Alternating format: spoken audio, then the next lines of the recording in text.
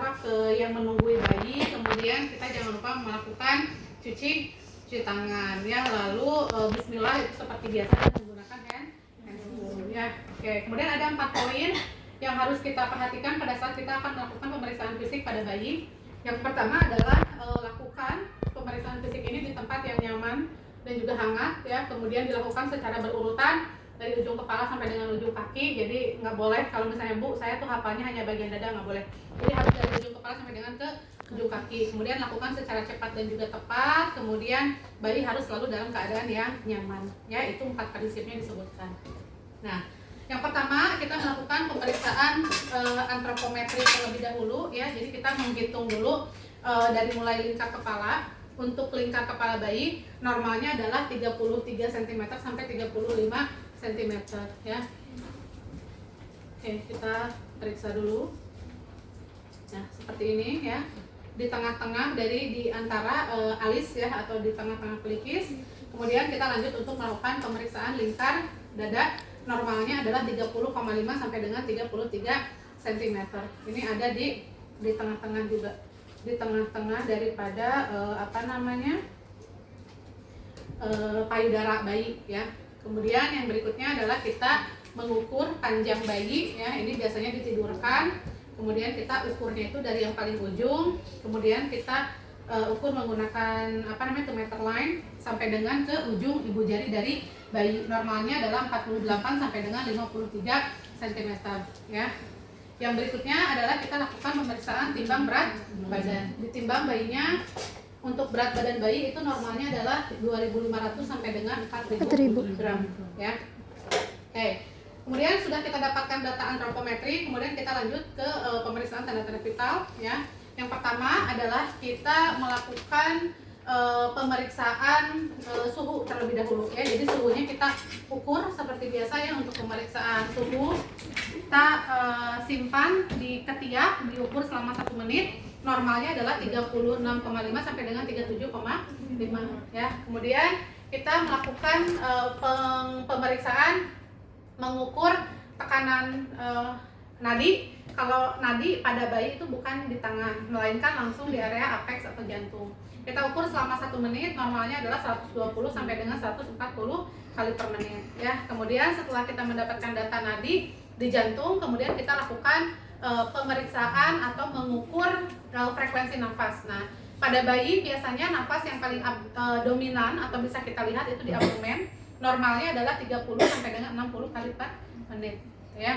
Nah, kemudian pada bayi umumnya tidak dilakukan pemeriksaan tanda-tanda vital, tanda-tanda vital tekanan darah. Tapi kalau misalnya kita ingin mengetahui normalnya berapa, normalnya adalah 80 per 40 mm Hg ya. Oke, sudah ya, kita mendapatkan data antropometri dan juga pemeriksaan tanda-tanda vital, lalu kita dokumentasikan ya. Oke. Kemudian kita ke intinya, yaitu pemeriksaan fisik ya.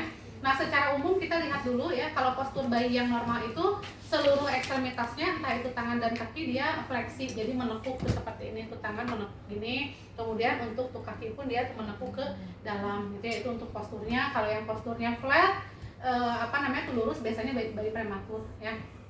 Oke, kemudian yang berikutnya adalah kita sebutkan ya kondisi kulit bayi. Ini pemeriksaan pengkajian kulit. Yang pertama adalah saat lahir, biasanya kulit bayi itu berwarna merah, cerah dan juga lembut.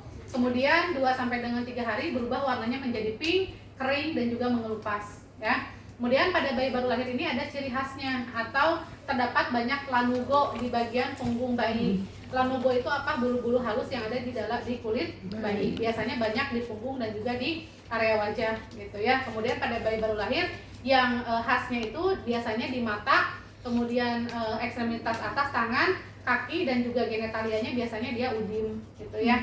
Kemudian pada bayi baru lahir 2 sampai dengan 3 hari biasanya dia muncul warnanya kekuningan gitu ya, khas, itu namanya ikterik neonatorium atau hiperbilirubin. Nah, kalau misalnya terkait dengan perawatan, biasanya setelah dilakukan perawatan selama 6 hari gitu ya, dia akan membaik. Kalau misalnya lebih dari 6 hari berarti diidentifikasi mengalami penyakit yang lain gitu ya.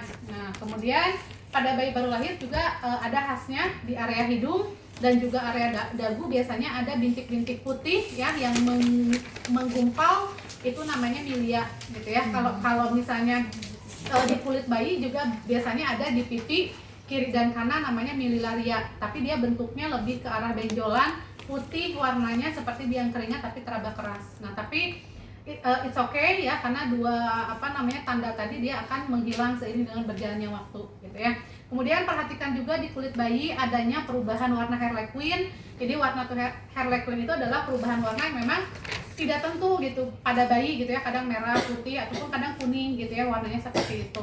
Nah, kemudian pada bayi baru lahir biasanya ciri khasnya itu ada Mongolian spot. Mongolian spot itu adalah tanda lahir biasanya yang muncul di bokong gitu ya, itu yang paling umum seringnya di bokong gitu, atau tanda lahir gitu ya, warnanya biru atau hijau ya. Oke. Lanjut ya, itu pemeriksaan kulit sudah selesai. Kemudian kita lanjut ke pemeriksaan kepala ya. Nah, kalau untuk kepala kita cek dua komponen. Yang pertama itu adalah fontanel anterior atau bagian depan. Biasanya di kulit bayi ini dia terdapat seperti scalp gitu ya. Dia bentuknya itu seperti diamond atau segi empat nih di sini. Pada saat kita raba terasa lunak, itu normalnya lebarnya adalah 2,5 sampai dengan 4 cm dan dia akan menghilang pada usia 18 bulan gitu ya.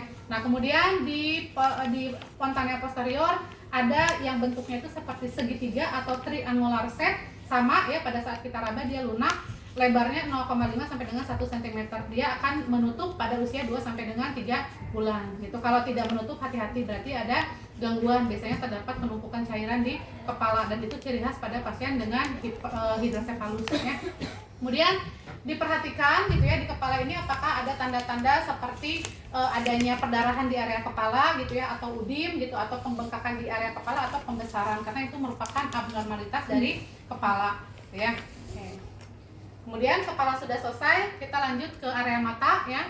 Untuk mata diinspeksi oleh kita, pada mata bayi ini umumnya udim, kemudian dia menutup dan tidak mengeluarkan air mata ya. Kemudian ada 3 refleks yang harus kita periksa. Yang pertama itu ada refleks kornea. Kalau kornea semuanya sudah pada tahu ya. Kornea itu ketika kita memberikan sentuhan di mata bayi maka akan menutup ya, kiri dan kanan. Kemudian ada refleks pupil. Kalau pupil ketika kita mendekatkan cahaya maka pupil mengecil, ketika kita menjauhkan maka pupil membesar, kiri dan juga ke kanan. Kemudian ada lagi namanya refleks doll eye. Jadi kalau misalnya doll eye ini ketika kita memalingkan wajah bayi ke sebelah kanan seperti ini, maka mata tidak akan ikut bergerak ya. Kemudian pada saat kita memalingkan mata ke sebelah kiri, mata tidak akan ikut bergerak. Itu namanya refleks doll eye ya. Oke. Kemudian kita lanjut ke telinga ya, diinspeksi kesimetrisan antara mata dan telinga dan daun ke telinga ya. Ini yang normalnya itu adalah sejajar antara kantus luar dengan telinga ya. Kemudian pada saat kita lipat telinganya, kemudian kita lepaskan, dia kembali ke tempat semula dengan cepat. Berarti fleksibilitas telinganya itu bagus ya. Kemudian kita palpasi ya, adanya tulang rawan atau kartilago atau tidak di telinga bayi. Yang bagusnya dia ada tulang rawan atau tulang kartilago ya. Oke. Itu untuk yang di area telinga ya. Kemudian kita lanjut yang di area hidung ya. Di telinga itu ada namanya refleks startle ya. Jadi kalau misalnya startle itu ketika kita memberikan rangsangan bunyi secara tiba-tiba ke bayi gitu ya, maka semua ekstremitasnya itu akan naik. Kan tuh tangannya gini jadi gini dan dia menggenggam gitu ya. Itu namanya refleks startle gitu ya. Oke, kemudian kita lanjut ke area hidung. Di hidung diinspeksi apakah terdapat mukus atau pengeluaran cairan berwarna putih pada hidung. Kemudian lalu kita periksa pasase udara ya. Jadi dengan bayinya biarkan mengembuskan nafas. Jika ada gerakan artinya tidak ada sumbatan di jalan nafas ya, kiri dan juga kanan ya. Oke. Kemudian di hidung ada satu refleks yang harus kita periksa, namanya refleks glabellar ya. Jadi ketika kita memberikan ketukan di area pertengahan pelipis bayi seperti ini, maka matanya keduanya akan menutup secara bersamaan dan juga cepat ya. Itu namanya refleks glabellar ya. Kalau pada kita mah tuh nggak bakalan ada ya, karena itu dia akan menghilang pada saat usia 2 bulan juga menghilang gitu ya. Kalau kacamata itu mah. Oke, berikutnya kita lanjut ke area mulut ya teman-teman. Di mulut seperti biasa pastikan mulut bayi dalam keadaan terbuka. Nah, kemudian kita cek keutuhan dari mulut bayi ya, entah itu bagian atas ataupun bagian bawah, intake-nya dia harus menutup secara sempurna. Kemudian untuk apa namanya teh, untuk ovula terdapat di tengah-tengah atau di midline ya. Kemudian pada bayi baru lahir itu umumnya tidak mengeluarkan air ludah atau salivanya minimal. Kemudian pada bayi baru lahir normal itu biasanya dia normalnya itu menangis dengan keras ya. Kemudian perhatikan di gusinya apakah ada tanda-tanda seperti pertumbuhan gigi atau tidak gitu ya. Karena kalau misalnya pertumbuhan gigi itu bukan bagus ya, justru malah itu adalah gangguan gitu ya, seperti itu. Nah, kemudian di mulut ada 4 refleks yang harus kita periksa. Yang pertama adalah refleks sucking atau menghisap ya. Jadi ketika kita memberikan empeng ke mulut bayi, maka bayi akan menghisap dengan kuat ya. Kemudian yang kedua adalah refleks sucking.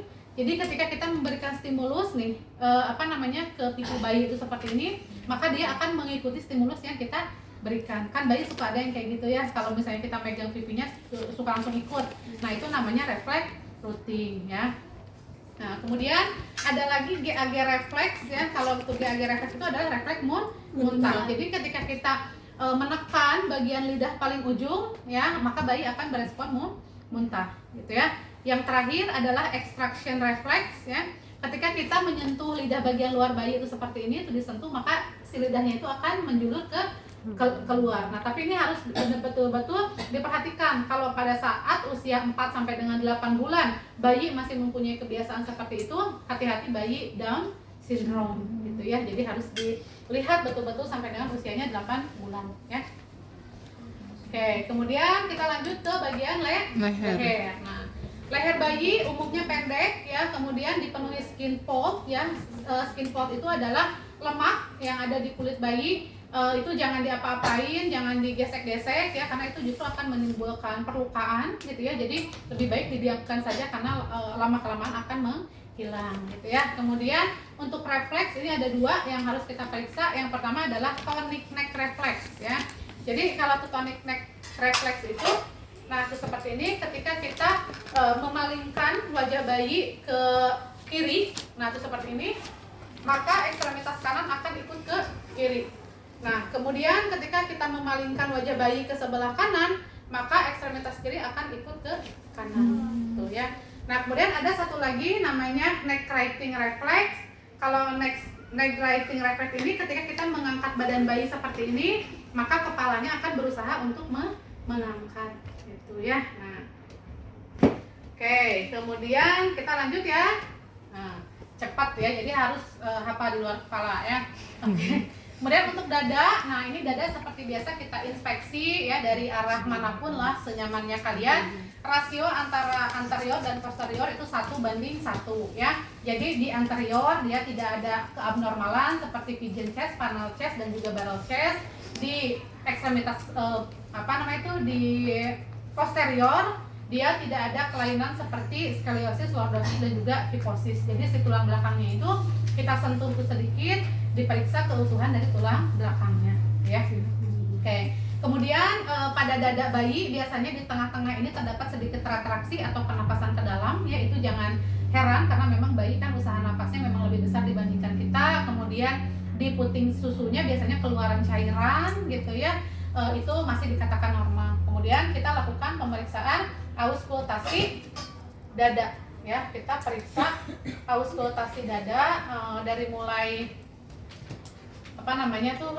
bagian kanan dulu boleh ya. Kemudian kita cek dulu irama nafasnya. Kalau pada bayi itu normalnya adalah irregular atau tidak stabil gitu ya, belum stabil. Kemudian untuk suara nafasnya itu adalah vesikuler ya, disebutkan aja suara napas bayi vesikuler dan irregular gitu aja cukup gitu ya. Oke, kemudian pada bayi baru lahir akan muncul respon batuk biasanya 1 sampai dengan 2 hari setelah kelahiran ya. Oke, next kemudian kita periksa area jantung ya. Kita perdengarkan bunyi jantung, dullness. Kemudian kita periksa suara yang paling dominannya suara S1 lebih tidak terdengar dibandingkan suara S2. Jadi artinya suara S2 dub lebih terdengar dibandingkan suara S1 loop gitu ya kalau pada bayi baru lahir ya. Oke. Kemudian kita lanjut ke abdomen ya teman-teman. Pada abdomen ini kita inspeksi ya. abdomen bentuknya silindris, kemudian untuk heparnya dia teraba di bagian kanan, biasanya di bawah tali pusat. Kemudian untuk limpa biasanya dia tidak teraba di 1 minggu setelah kelahiran. Jadi setelah 1 minggu kelahiran baru dia terdengar. Nah, kemudian untuk ginjal kita bisa merabanya itu di pas ini kan tali pusat ya, tarik ke samping sedikit, kemudian 1 cm di bawah tali pusat kita raba. Nah, itu akan teraba ginjal bayi gitu ya. Nah, kemudian kalau untuk di abdomen penekanannya adalah kita periksa tanda-tanda infeksi pada tali pusat. Apakah ada rubor, kalor, dolor, dan juga udim. Kemudian kalau untuk kondisi tali pusatnya itu biasanya terdapat 2 arteri dan 1 vena gitu ya. Kemudian untuk abnormalitasnya kita cek apakah bayi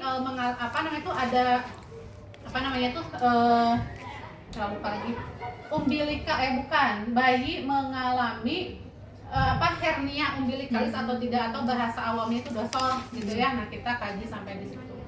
Nah, kemudian pada abdomen ini ada namanya reflex crowing gitu ya. Jadi kalau untuk reflex crowing ini ketika kita menengkurapkan bayi seperti ini ya. Nah gini, maka bayi akan seolah-olah merangkak atau bergerak gitu ya, ekstremitas atas dan juga ekstremitas bawahnya ya. Oke, kemudian lanjut ya, kita melakukan pemeriksaan genetalia. Nah, kalau untuk genetalia dengarkan saya baik-baik ya. Untuk genetalia disebutkan aja gini. Untuk genetalia pada laki-laki dan perempuan gitu ya. Kemudian untuk anus, nah pastikan mekoniumnya, buang air besarnya atau buang air kecilnya dia kurang dari 24 jam. Jadi kalau yang normal harus kurang dari 24 jam. Pada genetalia perempuan biasanya terdapat udim di labia mayora dan juga labia minora. Kemudian untuk lubang kencing itu biasanya terdapat di bawah klitoris. Nah, kemudian pada laki-laki umumnya skortumnya itu udim. Kemudian untuk meatus uretra atau lubang kencingnya terdapat di tengah-tengah testis gitu ya. Dan bayi mempunyai lubang anus. Nah, udah cukup gitu aja ya. Oke, kemudian bagian bokong dan rektum. Nah, untuk di bokong dan rektum ada 2 refleks yang harus kalian kaji. Yang pertama adalah refleks Perez ya. Jadi kalau misalnya Perez itu ketika kita memberikan tekanan di punggung bayi dari atas ke bawah sedikit menekan, nah seperti ini bayi akan menangis dan menyeringai dengan kuat. Nah, satu lagi refleks anal. Jadi ketika kita menyentuh bagian pantat bayi itu seperti ini, nah ditekan sedikit maka dia akan mengkerut touchnya. Itu refleks anal tuh ya. Oke, kemudian yang berikutnya kita lakukan pengkajian ke ekstremitas. Nah, kalau ekstremitas ini lebih gampang lagi.